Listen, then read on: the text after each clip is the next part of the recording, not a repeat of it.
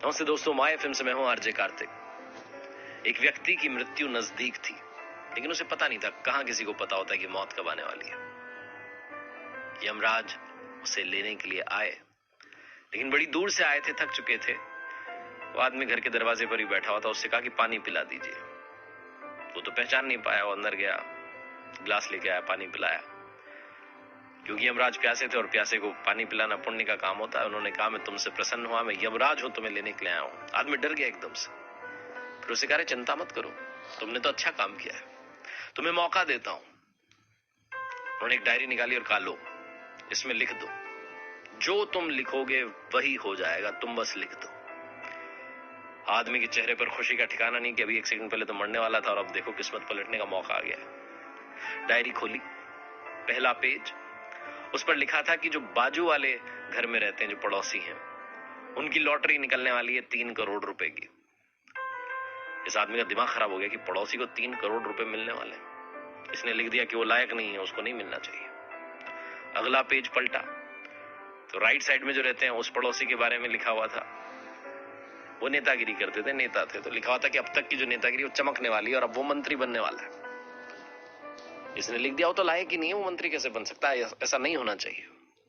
अगला पेज पलटा तो सामने मकान में जो रहते थे उनके लिए लिखा था कि वो जो पड़ोसी है उसको नई गाड़ी मिलने वाली है, वो नई कार खरीदने वाला है। तो इसने लिख दिया, वो लायक नहीं है, वो तो 2 व्हीलर पर चलने के लायक है, वो 4 व्हीलर कैसे ले सकता है, ये भी नहीं होना चाहिए। अगला पेज पलटा तो इसके अपने बॉस के बारे में लिखा हुआ था कि वो सुपर बॉस बनने वाले हैं, उनका प्रमोशन होने वाला है, हाई रैंक उन्हें मिलने वाली है।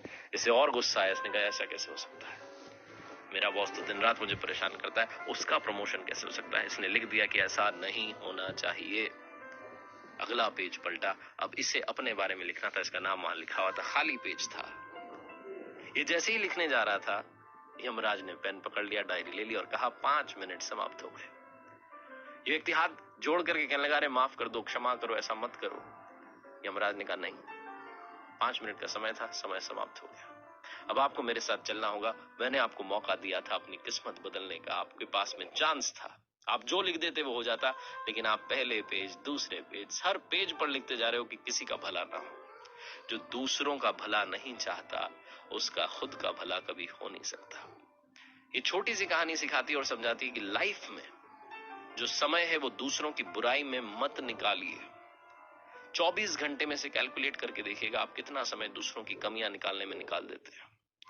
अगर आप उस समय का इस्तेमाल अपनी कमियां निकालने में करें, अपने आप को दुरुस्त करने में करें, तो मुझे लगता है कि जीवन में चमत्कार अपने आप हो जाएगा। एक बार फिर से वही बात जो अक्सर आपसे कहता हूं, ऊपर वाले के आशीर्वाद के साथ, अपनी मेहनत और अपनों के प्यार के साथ कर दिखाओ कुछ ऐसा कि दुनिया करना चाहे आपके जैसा।